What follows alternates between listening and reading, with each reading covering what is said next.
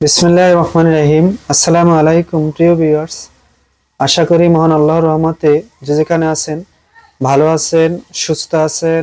সবার সুস্থতা কামনা করে আরো একটি ভিডিও নিয়ে আসছি। অদৃশ্য কিছু জানার তদবির। অদৃশ্যভাবে কিছু জানতে পারবেন আপনি, যেরকম জিনের কথা শুনতে পাবেন, মানুষের গোপনে কিছু কথা আপনার আপনার ছাড়া বলতেছে সেটা শুনতে পাবেন। এক কথায় ওই ঘরে যতক্ষণ আপনি থাকবেন ততক্ষণ শুনতে পাবেন অদৃশ্য অদৃশ্য যে কোনো ধরনের কথা আপনি শুনতে পাবেন এই কালামের বরকতে। নিয়ম মতো যদি করতে পারেন তা নিয়ে কিছু কথা বলবো। দয়া করে যদি ভালো লাগে ভিডিও সাবস্ক্রাইব করবেন, লাইক কমেন্ট করবেন চ্যানেলটি, আর অবশ্যই ভিডিওর সাথে শুরু থেকে শেষ পর্যন্ত থাকবেন। কেটে কেটে দেখে কথা না শুনে আপনি কোনো ফায়দা করতে পারবেন না। সবার কাছে অনুরোধ, ভিডিওর সঙ্গেই থাকবেন, কথাগুলো শুনবেন, তারপর আপনি কাজে খাটাবেন। এই নকশাটি দুটো কাগজে অঙ্কন করবেন। দুটো অঙ্কন করবেন, একটা করবেন সাদা কাপড়ে আর একটা করবেন সাদা কাগজে। কি দিয়ে করবেন নিয়মটা ভালো করে শুনেন। কাঁচা কাঁচা যে বাদাম আছে, পেস্তা বাদাম, যে বাদাম মিষ্টি বাদাম খায়, কাঁচা বাদাম সংগ্রহ করবেন। সেই বাদাম বেটে বেটে কালের মতো গোলাপ জল দিয়ে মিশিয়ে সেই বাদামের বাটানো বাটা দিয়ে এই নকশাটা অঙ্কন করবেন। অঙ্কন করে আপনি যেই রুমে ঘুমান সেই রুমে ফ্লোরে দাপন করে দিতে হবে, মানে ফ্লোরে গেড়ে দিতে হবে। একটি কাঁচের বোতলে ভরে নকশাটি ভালো করে লিখে কাঁচের বোতলে ভরে ওখানে গেড়ে দিবেন। আপনি যে রুমে থাকেন সেই রুমে গেড়ে দিবেন।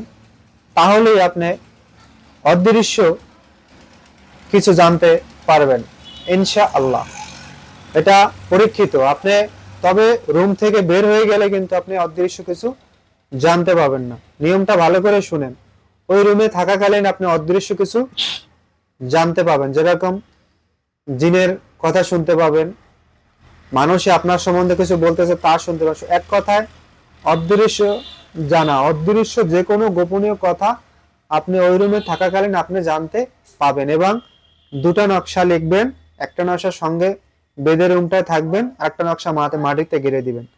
মাটিতে একটা নিচে ফ্লোরে গেড়ে দিবেন, একটা নকশা আপনার সঙ্গে রাখবেন। যখন রুমে থাকেন, রুম থেকে বের হয়ে আসলে নকশাটা খুলে আবার রুমে রেখে আসবেন। লোকের অগোচরে কাউকে না জানিয়ে এই কাজটি, এই তদবিরটি করলে অদৃশ্য কিছু আপনি জানতে পাবেন ইনশাআল্লাহ। আমি নিয়মটি আবার বলছি।